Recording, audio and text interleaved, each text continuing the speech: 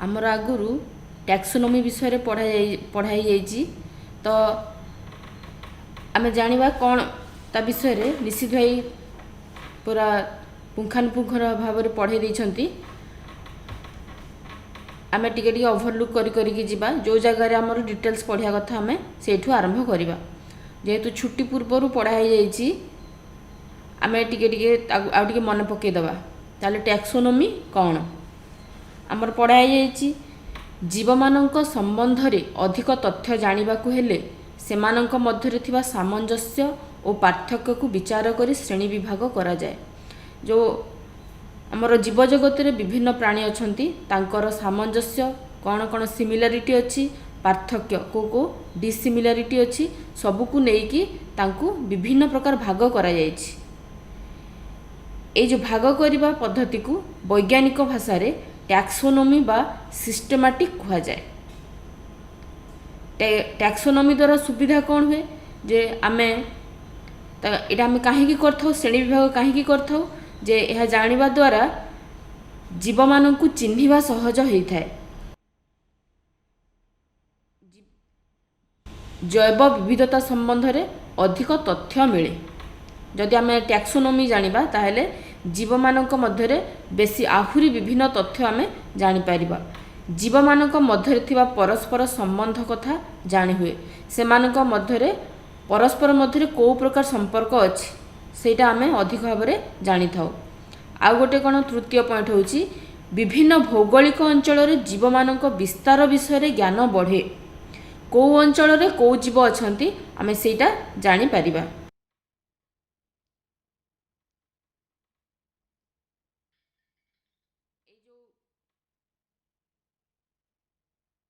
ये जो जैव विविधतार आम जो विभिन्न प्रकार जीव विषय पढ़िले तांकर से विषय बहुत रिसर्च करथिले जने वैज्ञानिक स्वीडेन रो जने वैज्ञानिक तांका नाम होची कैरोलस लिनियस। से कौन करथिले उद्भिद और प्राणी मानकर आधुनिक वैज्ञानिक नामकरण और श्रेणी विभाग पद्धतिर से तैयारी करथिले। से लगे तांको कुहा जाय जनक बोली कुहा जाय। कहार जनक आधुनिक वैज्ञानिक नामकरण और श्रेणी विभाग पद्धतिर जनक बोली तांको कुहा जाय। आम यदि इंग्राजी रे ताको कहबा फादर ऑफ टैक्सोनॉमी बोली तांको कुहा जाय बा फादर ऑफ बाइनोमियल नोमेनक्लेचर बोली तांको कुहा जाय। से होचंती स्वीडेन रो वैज्ञानिक। एडी देख लेखा आइछि बाइनोमियल बाइ रो अर्थ हैला टू नोमियल रो अर्थ हैला नेमिंग केमिति द्विपद नामकरण करा जाइछि। ए जो कैरोलस लिनियस जो नामकरण करथिले ताकु से सिस्टेमा नेचुरे नामक गोटे बही रे ताकु से उपस्थापना करथिले। से बहीटा अंतर्जातीय स्तर रे सेटा ताकु गृहीत करा हेछि। ता माने ए जो वैज्ञानिक नामकरण करा हेछि एटा काहे करा हेछि ना सबु देश रे गोटे जीव को अलग अलग ना रे कहंती। जदि बही रे आम निज देश हिसाब रे ना रे लिखिबा ताले अन्य देश से बही पढ़िले जानि परिबे नाही। से वैज्ञानिक माने कौन कले गोटे कॉमन नेम माने वैज्ञानिक हिसाब रे समस्त बुझी पारला भलिया गोटे नामकरण कले। ताकू जेतेबेले विज्ञान रे पढ़ा जाए सेही नाम रे ताकू समस्त जानी थांती।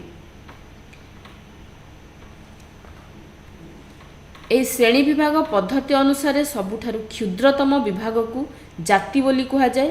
कौनसी एक जाति रे अंतर्भुक्त समस्त जीव सर्वोत्त भाव एकापरी। आगकाल जीव जगतर श्रेणी विभाग पद्धति पर मुख्यतः बाह्य लक्षण कथा विचार करा जाउथला। आगरू जेतेबेले भाग करा जाउथला ता जीव मानकर बाह्य लक्षण को लेकिन से अलग अलग करा जाउथला। से माने देखिबा को को भलिया कौन खाउछंती एई भलिया सब को देखिकी तांको विभिन्न भाग रे भाग करा जाइथिला। किंतु एबे केवल बाह्य लक्षण को न देखिकी तांकर बाह्य लक्षण सहित तांको तांकर शरीर क्रिया केउ केउ कार्य करछंती कोश विज्ञान कोश मानकर गठन को भलाई भ्रूण तत्व तांकर भ्रूणर अवस्था को लेकिन तांको विभिन्न प्रकार भाग करा जाइछि।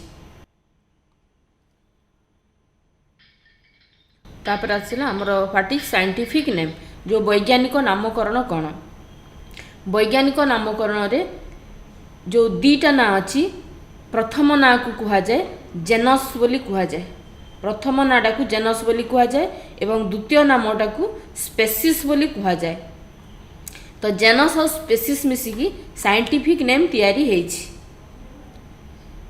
तार जेनस कौन स्पेसीस कौन आम देखा तो तार केतरा रूल्स अच्छी साइंटिफिक नेम जो लिखा जाए ताकू इटालाइज्ड रे लिखा जाए किंबा अंडरलाइन करके लिखा जाए केमिति अंडरलाइन करके लिखा जाए आम देखा जेनस जेनस रो प्रथम लेटर टाकू कैपिटल लिखा जाए एवं स्पेसीस टाकू स्मॉल लेटर ताकू लिखा जाए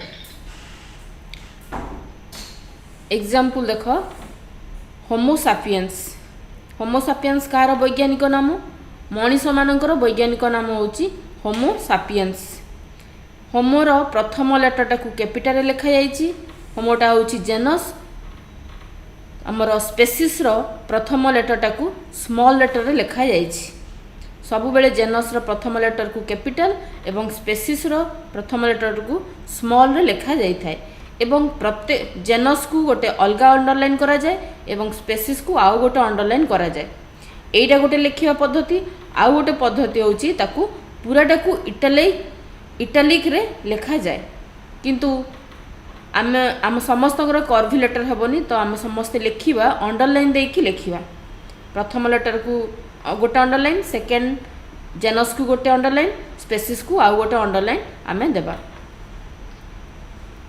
सेमती तुमर अच्छी सिंहर फेलिसटा होची जेनस नेम लिओटा होची स्पेसीस नेम तो सिंहर साइंटिफिक नेम होची फेलिस लिओ बाघर होची फेलिस टाइग्रिस फेलिस होची तार जेनस नेम टाइग्रिस होची स्पेसीस नेम कलरा पतरिया बाघ तार होची फेलिस पार्डस बिराडी होची फेलिस डोमेस्टिका एटा होची प्राणी मानकर एमान होछंती गोटे प्रजातिर प्राणी प्रजाति आमर जेन स्पेसीस को कह जाउची जाति एवं जेनस को कह जाउची प्रजाति तो समस्तंकर प्रजाति होची समान फेलिस एमान होछंती समस्ते फेलिस प्रजातिर प्राणी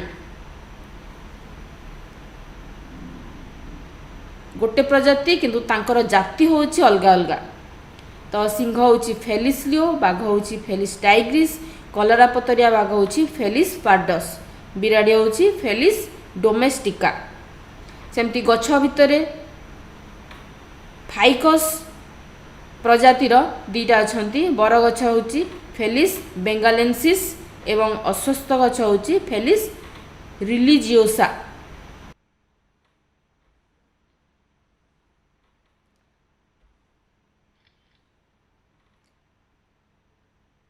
तो आम जो प्राणी मान को पढ़िले तांकु विभिन्न ग्रुप रे भाग कराई से तांकर विभिन्न लक्षण को देखिकी तांकु विभिन्न ग्रुप रे रखा है तो सेटा केमिति रखा जाए आमर प्रथम होची प्राणी जगत और उद्भिद जगत यहाँ तुमको आगु पढ़ाई जाइए तो ताकु किंगडम बोली कह जाए किंगडम किंगडम गोटे किंगडम रे बहुत गुड़ाए फाइलम अच्छी ये चित्र तुम देखिपु यहाँ हूँ गोटे गोटे फाइलम गोटे किंगडम भितर विभिन्न प्रकार फाइलम अच्छी फाइलम भितर सेमती बहुत गुड़ाए श्रेणी अच्छी यहाँ हूँ गोटे गोटे सबू श्रेणी श्रेणी भितर पुणी गोटे गोटे वर्ग अच्छी गुड़ाए वर्ग मिसिकी श्रेणी तैयारी होता है सेमती गुड़े वंश को लेकिन गोटे वर्ग तैयारी होती ये तो मन रखा पड़ो प्रथम हूँ जगत प्राणी जगत व उद्भिद जगत से माने क्या नहीं गठित विभिन्न प्रकार पर्व को लेकिन गठित गोटे पर्व विभिन्न प्रकार श्रेणी को लेकिन गठित सेमती गुड़ाए वर्ग को लेकिन गोटे श्रेणी गठित होती गुड़े वंश को लेकिन गोटे पर्व वर्ग गठित होती देख ये तले दिखाई स्पेसीस ये चित्र देख ये जो जेनस भितर गुड़ाए स्पेसीस अच्छा स्पेसीसटा होची कौन ना जाति। तो गुड़े जाति मिसिकी जेनस तैयारी होची। जेनसटा होची प्रजाति। सेमती गुड़े प्रजाति मिसिकी फैमिली तैयारी होची। गुड़े फैमिली मिसिकी ऑर्डर तैयारी होची। गुड़े ऑर्डर मिसिकी क्लास तैयारी होची। सेमती गुड़ाई क्लास मिसिकी फाइलम तैयारी होची। सेमानक भितरु किंगडम गुड़ाई फाइलम मिसिकी किंगडम तैयारी होची।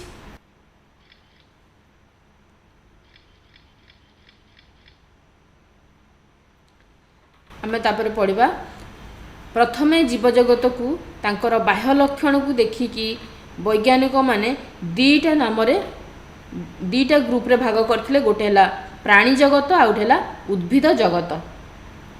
किंतु पर केतेक वैज्ञानिक देखिले जे सब आउ केतेक जीव अछंती जो माने कि प्राणी जगत रे भी जाउ नहंती कि उद्भिद जगत रे भी जाउ नहंती।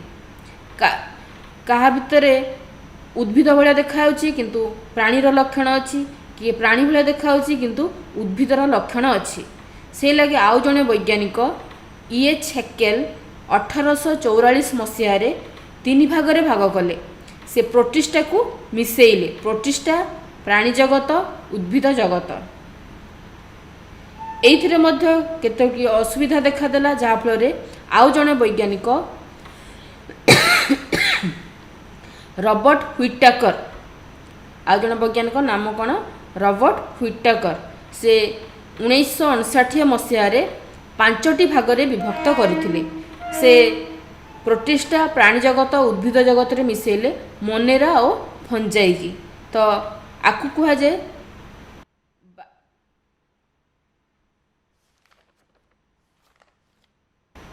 पंचजगत विशिष्ट वर्गीकरण कहा जाए। कहीं 5टी से 5 भाग रे विभक्त करथिले। गोटे Monera Protista Fungi Plantae Animalia. एथरे देख एटा मोनेरा ग्रुप रे अछंती बैक्टीरिया प्रोकायरोट। तुमको पढ़ाई प्रोकायरोट आउ यूकायरोट क्या कहा जाए। प्रोकायरोट क्या कहा जाए ना जो जीव मानकर कोषर न्यष्टि सुसंगठित भाव में गठन हो न थाए से कहा जाए प्रोकायरोट कहा जाए।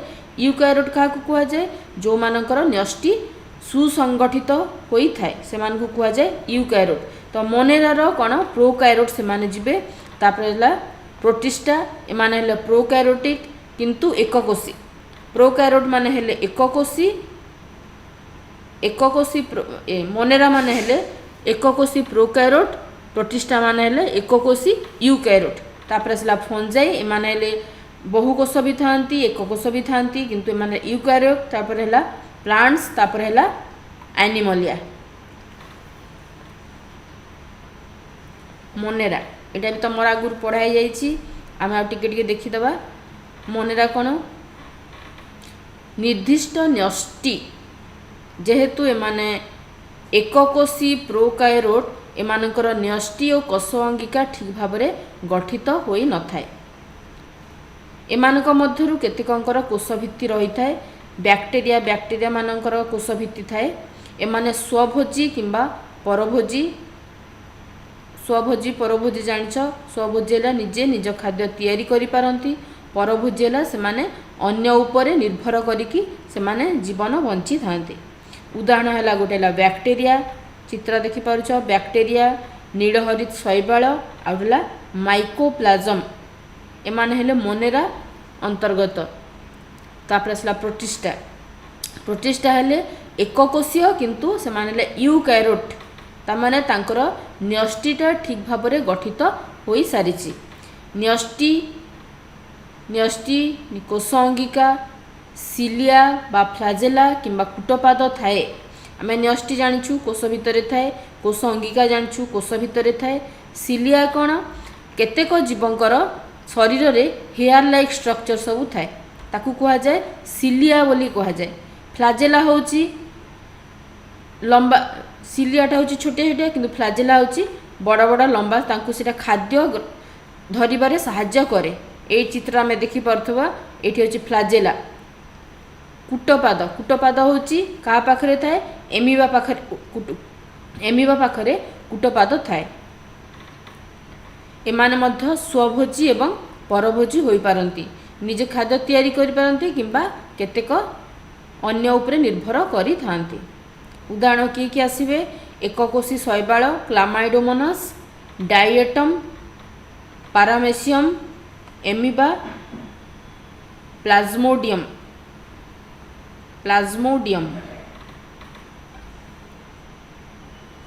तापर आसला फंजाई एमाने हेले बहुकोशीय यूकैरोटिक एवं कोषभित्ति रही थाए। आमे मनेरा पढ़िले एककोशी प्रोकायरोट प्रोटिस्टा पढ़ले एककोशी आमे मनेरा पढ़िले एककोशी प्रोकायरोट प्रोटिस्टा पढ़ले एककोशी यूकैरोट किंतु फंजाई होची बहुकोशीय यूकैरोट एवं एमानकर कौन थाए कोषभित्ति थाए। कोषभित्ति कौन ताको कोषरे कोषर आवरण रे कोष उपरे आउ गोटे आवरण थाए ताकू कह जाए कोषभित्ति कह जाए।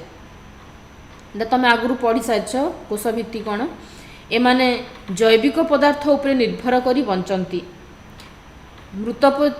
मृतोपजीवी मध्य तांकू कह जाए से माने अन्य जीव उपरे निर्भर करती एवं मृत शरीर उपरे भी से माने तांकर वंश विस्तार करी थांती बा से माने बढ़ी थांती। पचासढ़ा जिनस आम छतु देखी छतु हूँ गोटे कबक जातीय एमाने देखियो आमे 50टा जिनस उठी थांती। एही जगत रे ईस्ट रु आरंभ करी बहुकोशीय छतु समस्त फंजाई अंतर्भुक्त। ईस्ट भी फंजाई बा कबक जातीय रे से जीव। तार उदाहरण किए किए आस्परजिलस पेनिसिलियम आउटेला छतु एमाने सब कबक जातीय रे से जीवे। कबक को दि भाग रे विभक्त कराई गोटेला मृतोपजीवी आउटेला परजीवी। मृतोपजीवी माने मृत शरीर रे बा मृत उद्भिद एमारे माने तांकर वंश विस्तार करथांती केतण आउ केतण जीवंत जीव उपरे भी से माने बंची पारंती तांकू कह जाए परजीवी एमानकू कह जाए मृतोपजीवी। केते चित्र हमर एठी दिया हेची फिम्पी जो मारी जाई थाए ब्रेड रे सेटा होची गोटे प्रकार कबक विभिन्न गछपत्र भी कबक थाए। आम पढ़िथिबा गहमरे कलंकी रोग धरे विभिन्न प्रकार ये कौन कबक द्वारा एटा विभिन्न प्रकार कबकर उदाहरण।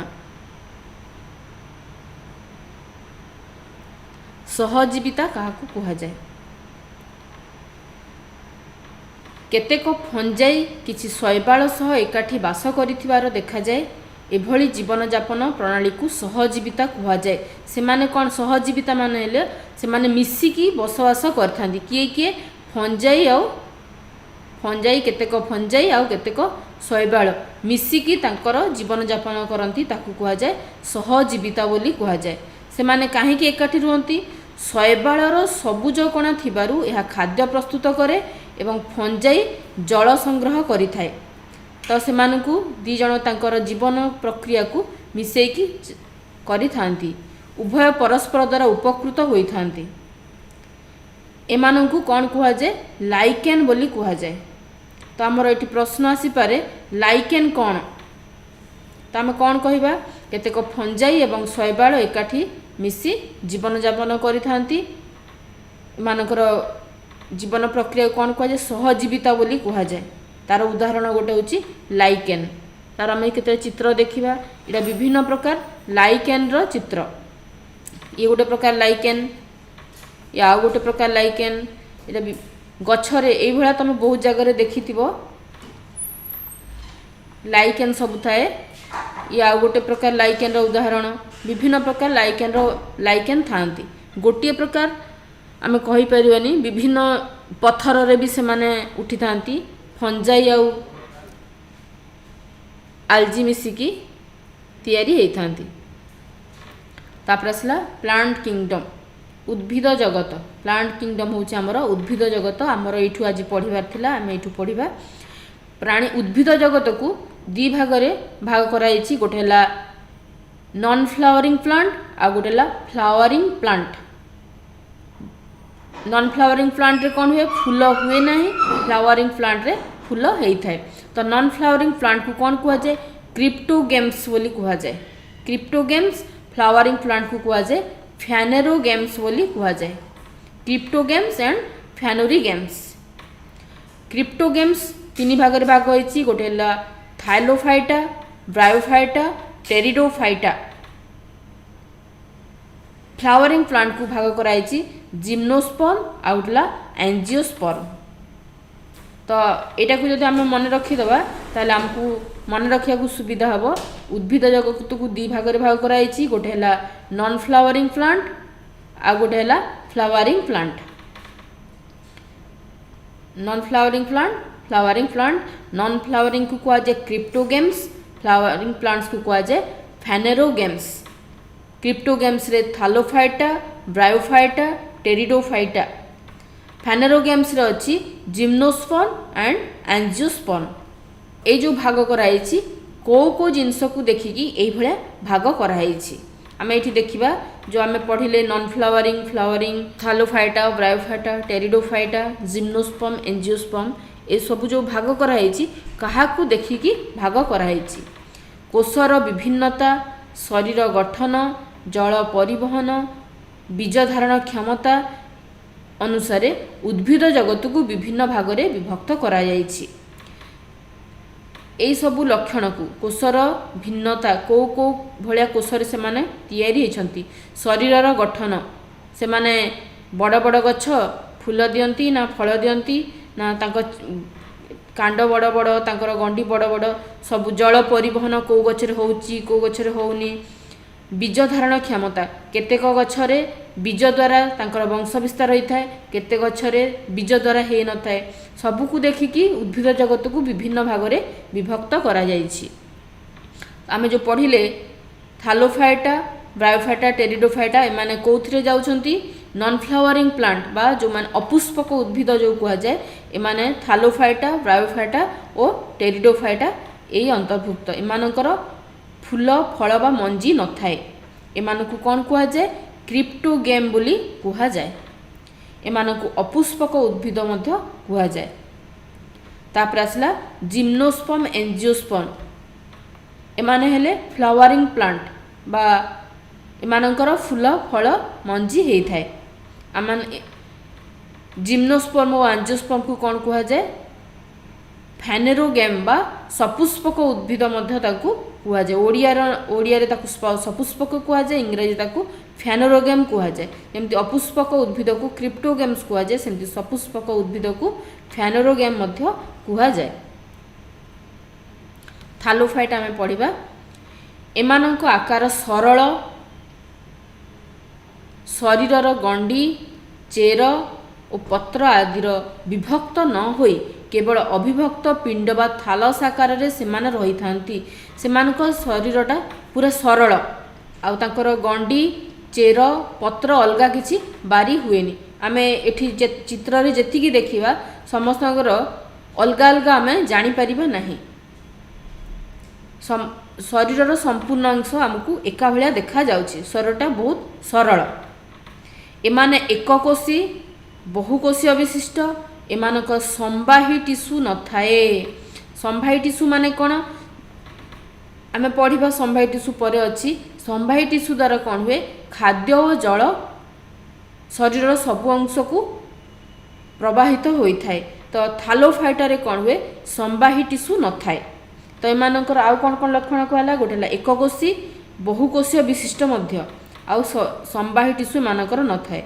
उदाहरण रे किए किए आसिले स्पाइरोगाइरा, यूलोथ्रिक्स, क्लाडोफोरा आउटेला कारा। क्लाडोफोरा आउटेला कारा। आमे चित्र देखि जानि परिबा। कारा रे देख सबु जाक एका भला तार पत्र अलगा जानि होनी, तार कांड अलगा किछि जानि होनी, चेर मध्य किछि अलगा जानि होनी। क्लाडोफोरा रे मध्य संपूर्ण शरीरटा एका भला पूरा देखा जाउछि। यूलोथ्रिक्स भी एवं स्पाइरोगाइरा मध्य सबु जाक सरल आकार गठित होइछंती। तापर आसला ब्रायोफाइटा। एमानक शरीर चेप्टा ए चित्र एथिरे आमे जानि पारिबा शरीरटा केमति चेप्टा देखाउची सेथिरे कांड मूल पत्र आदि बारी हुए नाही। एमानकर भी गछर जेमति आमे विभिन्न पार्ट थाए ब्रायोफाइटा रे भी समस्तकर कांड मूल पत्र अलग अलग जानी हुए ना सबू ए देखा एका शरीर को धरी रखिया पई तथा खाद्य और जल संग्रह पई एमानकर चेर भली केतेक राइजोइड थाए। गछर जेमति चेर थाए गछ चेर द्वारा तार खाद्य ग्रहण करथाए जल संग्रह करथाए। ब्रायोफाइटा रे कोन हुए चेर न थाए किंतु चेर भलिया किछि अंश थाए जहाकू कि राइजोइड बोली कुहा जाए। राइजोइड द्वारा से कौन करे खाद्य और जल संग्रह करि थाए। उदाहरण किए मस बा ताकू फ्यूनेरिया बोली कुहा जाए। मार्कांसिया रिक्सिया एटा होची गोटे तमर फ्यूनेरिया रो गोटे चित्र दियाइछि केमति राइजोइड अछि चेर भलिया अंश अछि जाकू अछि राइजोइड बोली कुहा जाए। तमे मस देखिथिबो एबे वर्षा आरंभ हेले वर्षा पानी जमी जमी शिउली जमी जाए ताकू कुहा जाए मस बोली कुहा जाए। तो उदाहरण किए हेले मस मार्कांसिया और रिक्सिया एमान हेले ब्रायोफाइटार उदाहरण। आउ केते प्रकार ब्रायोफाइटा एभला तमे देखिथिले परे केतले देखिले जानि परिबो।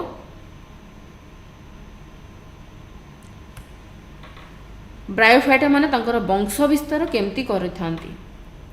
एही उद्भिद मानकर बढ़िबा पई जल एकांत आवश्यक केना से माने साधारणतः जल रे ही तांकर वृद्धि होई थाए। शिउली जोटा हम पढ़िले साधारणतः वर्षा मासरे बेसी परिमाण रे हुए कहीं वर्षा मासरे जल तांकू बेसी मिली थाए से माने सेही समय रे तांकर वृद्धि होई थाए। सेहिथि पई कहला ब्रायोफाइटा पई जल एकांत भाबरे आवश्यक। से माने वंश विस्तार स्पोर साहाय्य रे करि थांती। स्पोर कोन रेणु भलिया किछि पाउडर भलिया कि थबो रेणु अंश ए जो चित्र देख एटा गोटे गोटे होची स्पोर आ भितरे से गुंड सब थाए ता द्वारा से माने वंश विस्तार करि थांती। कोन भलिया देखा होची गोटे कप भलिया छोटिया छोटिया एटा फिटी सालानी ता माने एथिरु स्पोर सब बाहर जाइछि। आउ केतरा चित्र अछि स्पोर सेथिरु बाहरी नाही। ए जो ए भितरे थळी भितरे स्पोर सब थाए से स्पोर्स द्वारा से माने वंश विस्तार करिथांती। ए स्पोर गुडी को अंकुरित हेबा पई जल एकांत आवश्यक होइताए। ए स्पोर जाको जाइति तळे पडिले सेटा बढ़िबा पई जल आवश्यक होइताए। स्पोर कैप्सूल भितरे थाए याकू कोन कुहा जाय गोटे गोटे कैप्सूल बोली कुहा जाय। कैप्सूल भितरे स्पोर थाए। स्पोर जते बेले कैप्सूल वृद्धि हुए से स्पोर बाहरी तले पड़े एवं पानी रे पड़ला परे तार अंकुरण हेई थाए। एमानंकु मध्य उभयचर उद्भिद कुहा जाए। आमे आगुरु जानिछु उभयचर प्राणी थांती किंतु ब्रायोफाइटा को उभयचर उद्भिद मध्य कुहा जाए। उभयचर उद्भिद कुहा जाए। टेरिडोफाइटा एमानंको कांड छोट आमे आगुरु जहाँ जहाँ पढ़िले तांकर कांड मूल पत्र किसी बारी हुए नहीं किंतु टेरिडोफाइटा रे आसीगला एमानंकर कांड मूल पत्र थाए अलगा अलगा सबू थाए। एमानंकर संवाही टिश्यू मध्य थाए। संवाही टिश्यू कौन आम पढ़िले जहाँ द्वारा जल एवं खाद्य परिवहन होता है ताकू संवाही टिश्यू कुहा जाए। तो आम टेरिडोफाइटा रे देखिले तांकर जहाँ जहाँ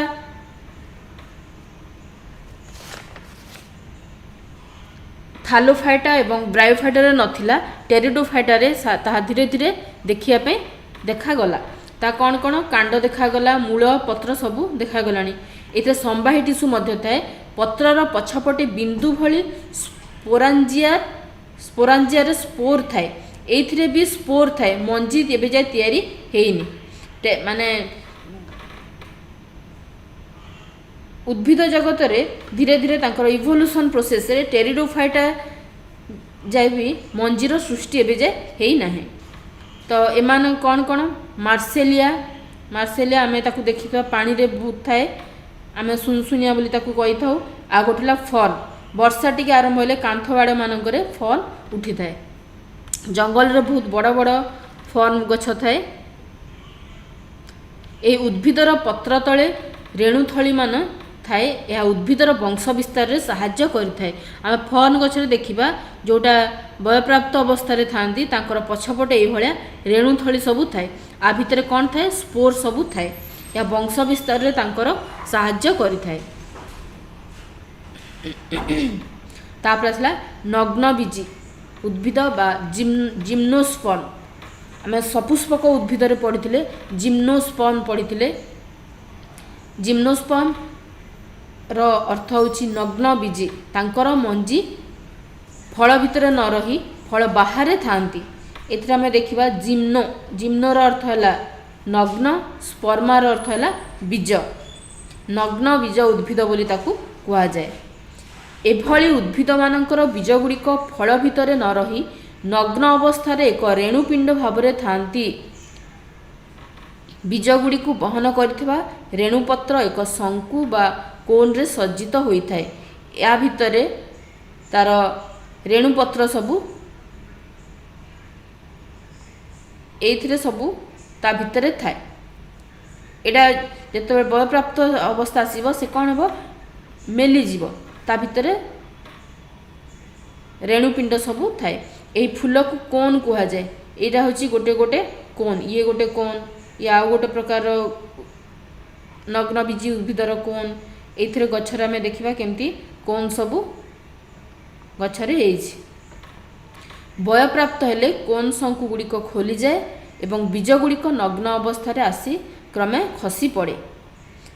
एटा बयप्राप्त अवस्था हैनी सेटा पूरा बंद होइकी अछि। बयप्राप्त अवस्था आसिले एटा फिटी जिवो एवं ता भितरु मंजी गुड़िक मंजी तो नुह ताकू रेणुपिंड सबु थाए से सबु बाहरी पड़ो। उदाहरण कौन कौन ओडसमारी बा साइकास, पाइन आउटेला थुजा। आमे देखिबा चित्र ओडसमारी कौन एठी अछि। एटा होछि ओडसमारी बा ताकू साइकास कुआ जाउछि। पाइन गछर मंजी भी एई भलिया थाए। एही प्रकार उद्भिद रे उन्नत चेर, कांड और पत्र देखा जाए। बीज बा मंजी फल मध्य न थाए। फूल गुड़िकर पाखुड़ा, दल और वृत्तिचक्र न थाए। एमानकर आमे देखिथिबा झाऊ गछ भी आर गोटे उदाहरण। तांकर एमाने होचंती बड़ बड़ गछ। तांकर चेर थाए, कांड थाए, पत्र थाए। बीज बा मंजी फल भितर न थाए। एटा कोन हुए एटा देख बयप्राप्त अवस्था हला परे तार पाखुड़ा तो नुह एरक मेली गला परे आ भितर जो मंजी थाए सेटा बाहरी पड़े। फूल गुड़िकर पाखुड़ा, दल और वृत्तिचक्र न थाए। जेमती आमर फूल आम पढ़ी फूलर गठन जमी पाखुड़ा थाए तार वृत्तिचक्र थाए। एइथिरे से भलिया न थाए। माने एटा गोटे प्रकार आकु फूल कुआजीवनी आकु कुआउछि कोन कुआउछि। आ भितर मंजी सबु थाए। यह दुई प्रकार एई उद्भिद माने वर्षा सारा सबुज देखा जाती कारण एक समय पत्र झड़ा दिए नाही। ए गछरु सबु बेले पत्र झड़ा हुएनी। उदाहरण किए ओडसमारी और पाइन। एटा होची पाइन जंगल हिमालय रे प्राय देखा जाए। साइकास गछ तार ओडिया ना होची ओडसमारी। आराउकारिया तापर आसला एटी होची हमर ख्रिस्टमास गछ। एटा होची झाऊ गछ। एमाने सबु कहार उदाहरण। एमाने सबु होचंती जिम्नोस्पर्म नग्न बीजी उद्भिदर उदाहरण। तापर आसला आवृत बीजी। आवृत बीजी उद्भिद को कुहा जाए एंजियोस्पर्म बोली कुहा जाए।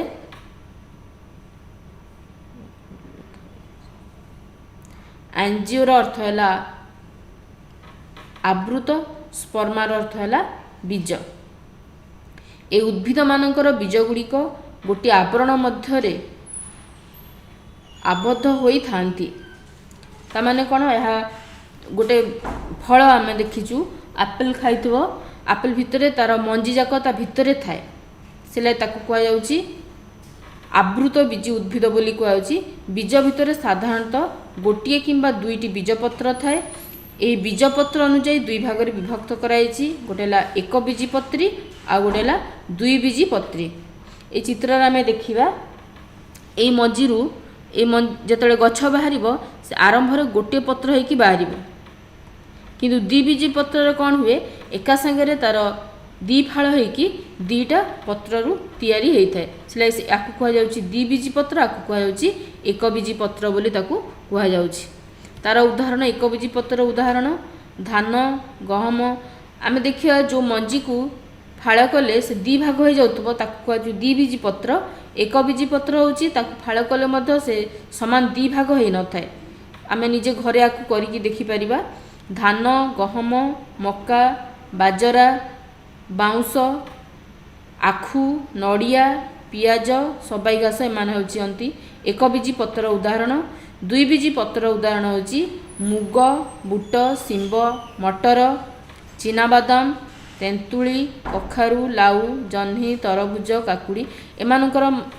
ଏମାନଙ୍କର ମଞ୍ଜିକୁ ଆମେ ଯଦି ଫାଳ କରିବା ଦୁଇ ଫାଳ ହେଇକି ହେଇଥାଏ। ଆମେ ସେଇଥିରୁ ବି ଜାଣିପାରିବା ଏକ ବୀଜି ପତ୍ର କେଉଁଟା, ଦୁଇ ବୀଜି ପତ୍ରର ଉଦାହରଣ କେଉଁଟା। ଆବୃତ ବୀଜିର ପ୍ରକାର ଆମେ ଏଇଟା ଅଲରେଡ଼ି ଦେଖିସାରିଲେଣି। ଏଠି ଚିତ୍ରରେ ଦେଖିବା ଭଲ କି କେମିତି ଏହାର ଅଙ୍କୁରଣ। ପ୍ରଥମ ଅଙ୍କୁରଣ ବେଳେ ଗୋଟିଏ ପତ୍ର ହେଇକି ବାହାରୁଛି, କିନ୍ତୁ ଦ୍ୱିବୀଜି ପତ୍ରରେ ଏକା ସାଙ୍ଗରେ ଦୁଇଟା ପତ୍ର ହେଇକି ସେ ବାହାରୁଛି।